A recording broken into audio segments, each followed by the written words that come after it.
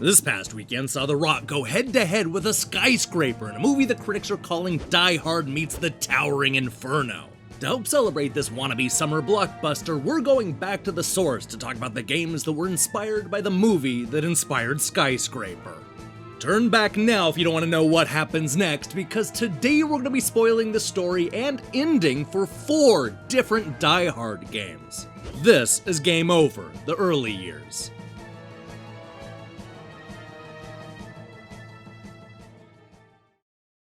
Released in theaters almost exactly 30 years ago to the day, Die Hard was the 1988 hit that nobody saw coming. It starred a TV actor with only a couple of movies under his belt, as well as an R rating that many feared would hurt the film at the box office. As you already know, those fears were unfounded, and Die Hard went on to become the 7th highest grossing film of the year, wedged between Crocodile Dundee and The Naked Gun. When it came to adapting Die Hard to a game, Activision stayed true to the source material. The Nintendo Entertainment System game sees New York City cop John McClane inadvertently stumble into a hostage situation while trying to visit his wife in Los Angeles. It's a fairly simple overhead shoot-'em-up where we fight through floor after floor of the Nakatomi Plaza in hopes of thwarting Hans Gruber's plan and saving the hostages. Die Hard on the NES does a good job of splicing in a bunch of cinemas to remind us that it's following the movie's plot. We see that John is listening in as Gruber barks orders at his team. We see him fish glass out of his feet. We're there when he teams up with Sergeant Powell. And we feel the pain when the terrorists decide to use Holly as a human shield. They cut a lot of the story out and a few of the big twists are missing, but this Die Hard game does a really good job of staying true to the movie. That is, until the end. So basically, we're trapped in this tiny room and forced to fight Gruber in a one-on-one battle. John wins, obviously, but don't expect him to tape a gun to his back or drop Hans off of a building, because this game makes the decision to skip over all of that and just go straight to the happy reunion. Here's what happens next.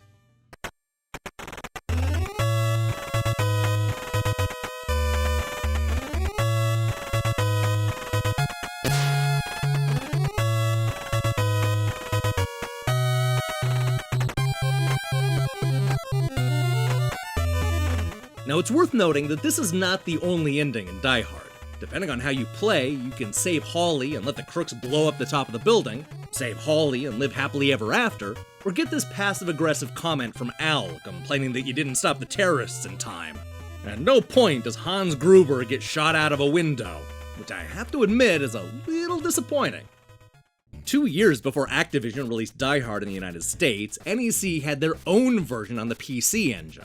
The story here is a little different, as it starts with John fighting his way to the Nakatomi Plaza to save his wife. He starts out killing terrorists in the woods, which eventually turns into a swampy section where he's up to his chest in water. He eventually makes his way to the tower, where things basically play out exactly as you would expect. He fights through a bunch of stages, takes on some familiar bosses, battles terrorists in the dark, and so on and so forth. After about 30 minutes of intense shoot-'em-up action, John makes it to the top of the building and fights a helicopter. Here's what happens next.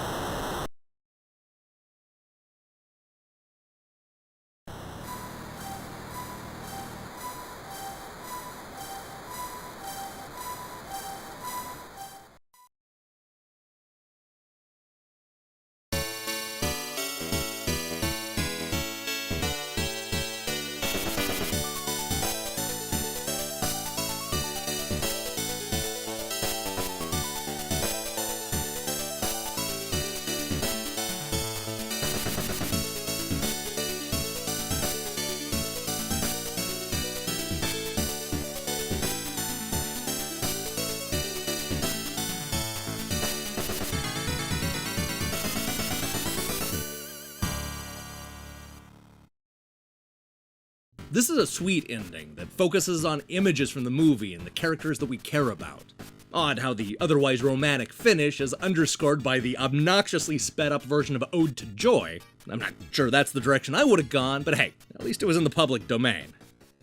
Now, you think that Die Hard on the PC Engine took liberties with the story? That's nothing compared to Die Hard Arcade by Sega. This 1997 beat-em-up is actually a localized version of the Japanese game Dynamite Deca and has almost no connection to the 1988 movie, unless you count John McClane in a really tall building. Forget about Holly and Hans, because this game centers on a mission to rescue the president's daughter from terrorists. And not just any terrorists, but a group that includes a Mexican wrestler, a biker named Hog, a sumo superstar, and Mr. Tubbs, an army general with a pair of laser shooting spider bots.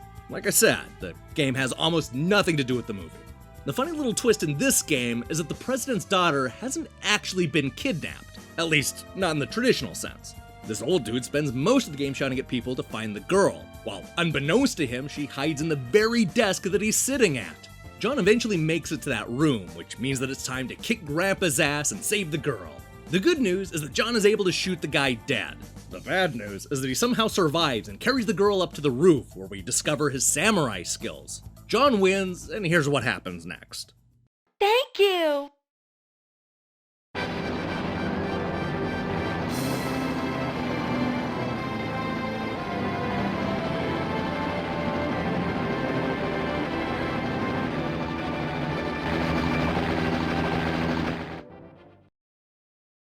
This is probably the worst of the endings, but arguably the most fun Die Hard game to play.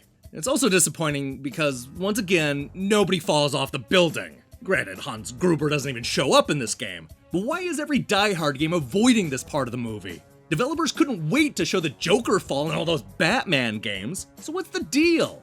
In order to get the satisfaction we're looking for, we're gonna need to take a trip to Die Hard on the Commodore 64. While most of the 8-bit adaptations took the overhead approach, this 1989 C64 game tried something a little different. This is a third-person shooter that very much looks like a third-person shooter released in the 1980s. The one thing I do like is that it goes out of its way to recreate parts from the movie. Just look at the attention they put into this bit when John needs to get off the roof before it blows.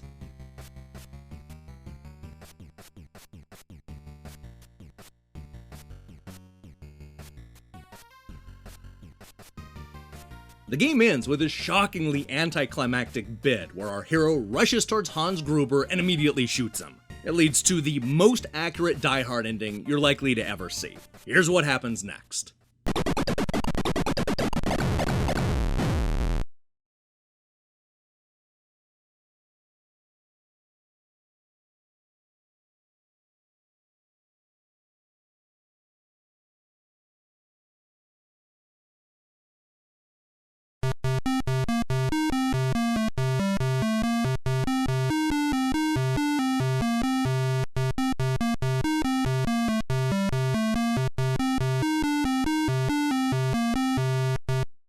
It may be short, but at least it's true to the movie.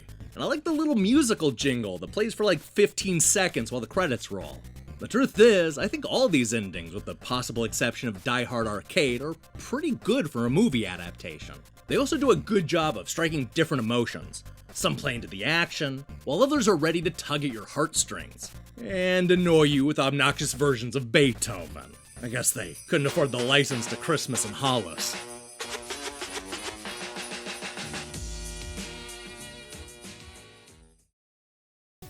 Hey, thanks for watching this episode of Game Over. If you like what you saw, then you should know that we post a new episode every Monday. So here's the question I have for you. Can Die Hard be saved? And I guess I mean in general, be it movies or games.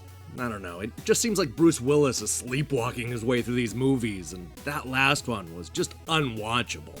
Is this series too far gone at this point? Let me hear your thoughts in the comments below. Also, make sure and click the subscribe button and support what we're doing here. Until then.